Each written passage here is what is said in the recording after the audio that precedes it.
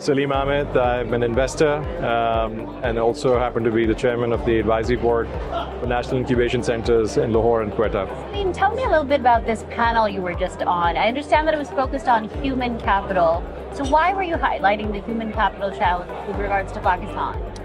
Yeah, look, it's our biggest need. I mean, if you think about big picture, let's focus on the macroeconomic situation in Pakistan. We seem to be perennially in a low growth, phase, primarily because of low productivity, and you can't have productivity without skilled labor, which is a crucial element and component of creating that productive capacity within the country. If you look at big picture numbers, Pakistan's productive capacity, is measured by one of the metrics is about 10,000 per capita about a decade ago, and it only increased to 11,000. Compare that to, say, China, it went from 5 to 30,000. India went from 5 to 14,000.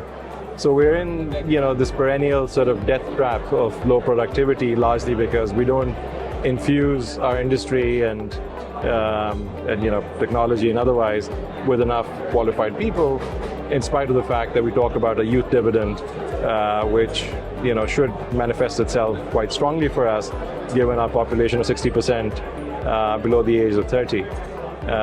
So what we're looking at, unfortunately, is a situation where 5 million people become 16-year-old youths every year. Only 800,000 of those actually are able to carry on in the academic world in the FA/FSC program. You've got about 1.5 million that drop off due to marriage and agriculture and otherwise, and roughly about 2.5% we don't know what happens to them, right? So we lose them in the workforce. So we're basically, only educating a fraction of our people, and that too in ways that perhaps are not a good fit for the current times. If you look at our industry's, needs for where we want to recruit, there isn't a good match between the graduates that come out of these programs. So we really have to think about, rebooting, not reinventing, but literally just have to reboot the whole education system to steer away from maybe the 4-year degree requirements that are, vested in the old sort of curricula being taught by people who are just sort of married to the old ways. If you look at our training capacity in the country, there's only capacity to train about 400,000 students. So we don't even have trainers. So we have to kind of think, outside of the normal sort of, box of things that we used to, and see whether it's blended learning or apprenticeship models, much like Japan and Germany did, where you have some foundational technical training, but that you supplement it with apprenticeships with the industry. So private sector plays a very important role in helping sort of catapult this growth in the in the human capital. And how is the National Incubation Center in particular addressing this challenge? And what are some of the new partnerships that may be emerging that allow you to really skill up or bring the workforce up to speed? Yeah, so I chair the advisory boards for the National Incubation Centers at LUMS in Lahore and Butums in Quetta. We identified 5 key segments that we wanted to focus on, and those are agriculture, education, environment, healthcare, and financial inclusion. So within these verticals, you can put a tech to it, and then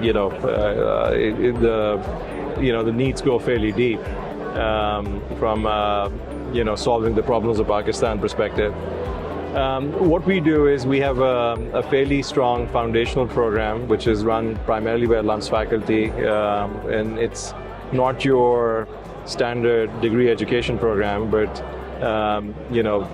one which is focused on applied skills. Obviously, we sort of teach them the core concepts that help them level set, because our intake is quite diverse. We just open it up to folks that are otherwise would not have access to these world-class facilities. And we supplement that by adding a layer of mentors who comprise essentially of the most active VCs, as well as the role model entrepreneurs in the country, and also bring in the industry as a third layer to it. So we attempt to create an innovation district of sorts where proliferation of ideas happen and people get the opportunity to get access in a way that they otherwise would not get. There are multiple other programs we also run. One of them is with Stanford University. There's a Seed Spark program at Stanford that we actually are the national partners for in Pakistan. And the feedback from that program has been quite stellar. They had a purview of our foundation program, and they were quite impressed that we're doing what maybe in some ways they don't do. We have that with Stanford. Then we have Saarland University in Germany. We also run a program with them.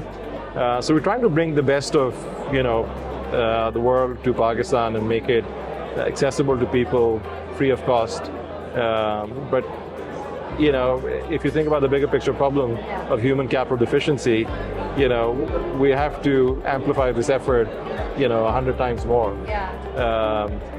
We have dearth of human capital that's well trained and skilled. So that's what we're doing. And what role do you see multinational companies or tech companies in particular playing in some of this work? That's a critical role. I mean, the capacity for government or the public sector to create or interfere in a meaningful way is actually quite limited given our economic situation. In higher education, the private sector spends about 100 billion rupees. I think government programs are to the tune of 30 billion, and even those are pretty constrained. So we definitely need the private sector to step up and create those apprenticeship opportunities, because even for us to create these labs or equipment and things that are needed to train people is so expensive that it's not within the purview of the government to be able to fully address the big problem. So private sector, which is the direct beneficiary of this elevation of quality of talent and skills, should step up, and I feel it happens to some extent in Pakistan, but not quite where it's needed. So I hope that through this idea of the innovation district that we are talking about at LUMS as well, that we'd be able to sort of foster some kind of a collaborative effort that sort of yields some outcomes in that regard. And what specific collaboration are you most excited about in the coming year, whether it's with a big company or it's work you're already doing with the university? What are you looking forward to? Frankly, there's so much to do that it doesn't matter where you start. We've done, I don't want to name organizations in particular, but we've partnered up with a large bank to do a fintech lab, which basically is incubating digital banking and digital financial inclusion sort of solutions.